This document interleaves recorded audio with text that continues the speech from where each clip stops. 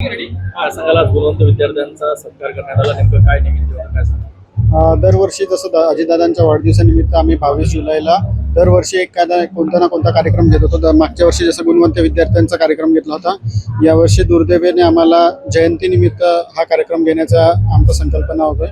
आणि दरवर्षी आम्ही अजितदादांच्या वाढदिवसानिमित्त विविध उपक्रम करत आलो आहे. जसं वृक्ष लागवड असेल किंवा रक्तदान असेल किंवा गुणवंत विद्यार्थ्यांचा सत्कार असेल. पण यावर्षी थोडंसं दादांचा दुर्दैवी अपघाताने हे झालं. श्रद्धांजली वाहण्यासाठी आम्ही सेवा सप्ताह हा कार्यक्रम घेण्यात आला होता अमरावतीमध्ये. तर सेवा सप्ताहामध्ये 7 दिवस लगातार कार्यक्रम हे घेण्यात आले, ज्याच्यात रक्तदान शिबिर असेल, वृक्ष लागवड असेल, रुग्णांची सेवा असेल, नंतर विद्यार्थ्यांचा सत्कार असेल.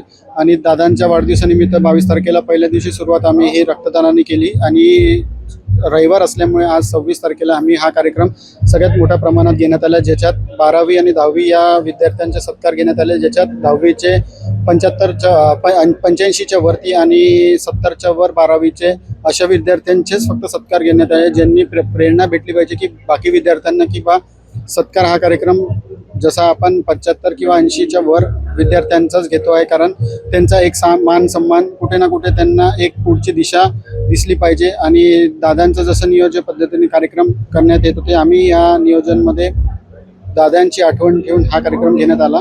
आणि याला चांगला जास्तीत जास्त लोक प्रतिसाद दिला आणि जास्तीत 25,000 झाडं आम्ही लावण्याचा संकल्पना केला. त्याची सुरुवात आम्ही महानगरपालिकेच्या बरेचशा ओपन स्पेस जिथे केले तिथे आम्ही स्वतः गड्डे करून स्वतः झाडं पाठवले आणि आम्ही स्वतः तिथे जाऊन उपस्थित होऊन झाडं लावण्याचा प्रयत्न केला. आतापर्यंत 15,000 झाडांचे आमचं नियोजन झालेलं आहे. अजून या हप्त्यात आम्ही पूर्ण बाकीचे 10,000 झाडं लावणार आहे.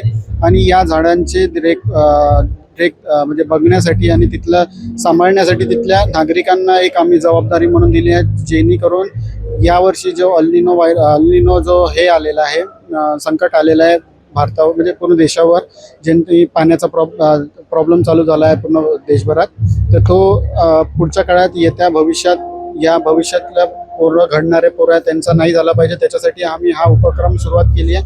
आणि निश्चितपणे हा उपक्रम दरवर्षी आम्ही घेत राहू आणि याला चांगल्या लोकांपर्यंत पोहोचवण्याचा प्रयत्न करू.